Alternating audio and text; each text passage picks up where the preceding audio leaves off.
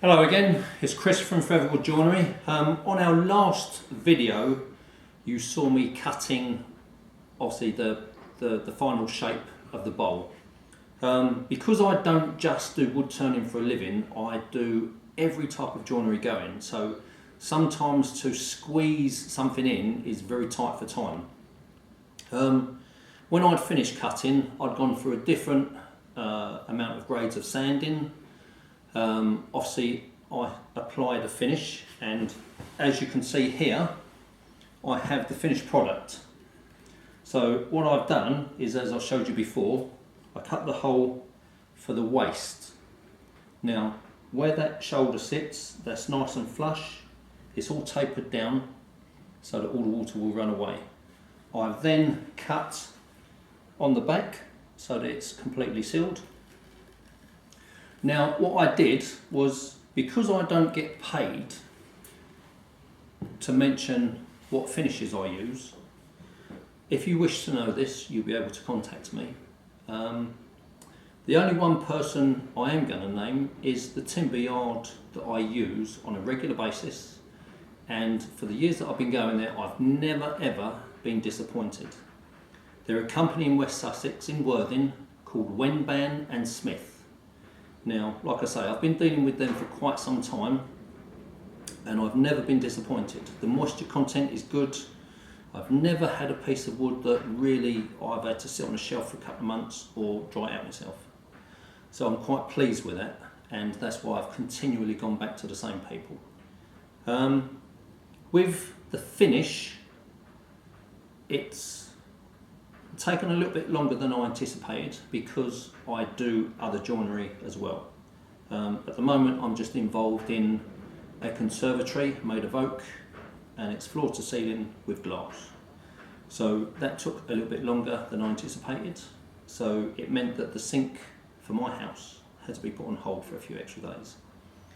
But what I did was, to get this finish, I didn't spray it and I didn't use a brush or a foam sponge in any way.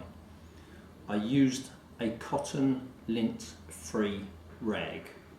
Now after dipping it in the varnishes and so on, it's a wipe on basically, and you don't have so much polishing to do after when it's dry. What I did is I put 2 coats of a 50-50 mix, and then it was a 60-40 mix thereafter, and then on the last 2 coats a 70-30. You don't have to follow those, you know, they're just guidelines that you can play with. In wood turning there's no guidelines. Sometimes you end up with a nice piece of wood, it doesn't turn out the way that you think because there's a little bit of damage inside it, so you make something smaller out of it. So with the guidelines of the varnish and sealers, play it by ear, but wipe it on with a cloth. When it comes to the finish coat, or when you reach that desired effect, I used wire wool, a 4-0 wire wool, in order to just smooth out those tiny little blemishes on the surface. And as you can see, the sink does look good. Now throughout the video that I've done, and I know there are a few now, I've thrown in a few words that for you professional wood turners will hate, but things like soffit, I'm just waiting to see if anybody does email me about these. Now there's 5 other little niggly bits that are in my videos that professional wood turners will pick up, not myself. But I just thought I'd throw them in there to see if anybody, when they do watch this video, they will email me and say, oh yeah, you made a mistake here, you said this, and it's not. That part there is actually a waist.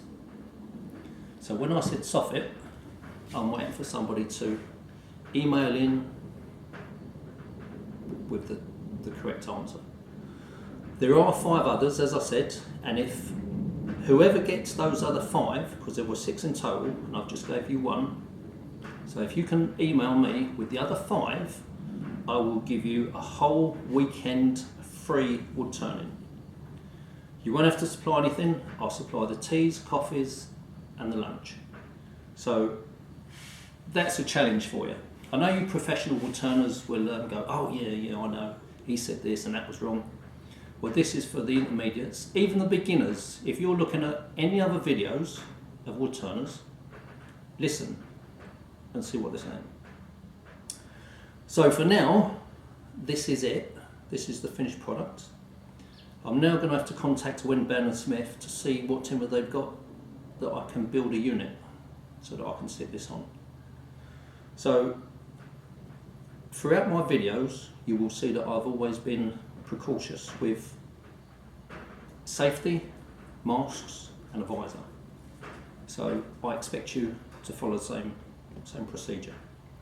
If you wanted to undertake something like this and you're a beginner, do a smaller little valve.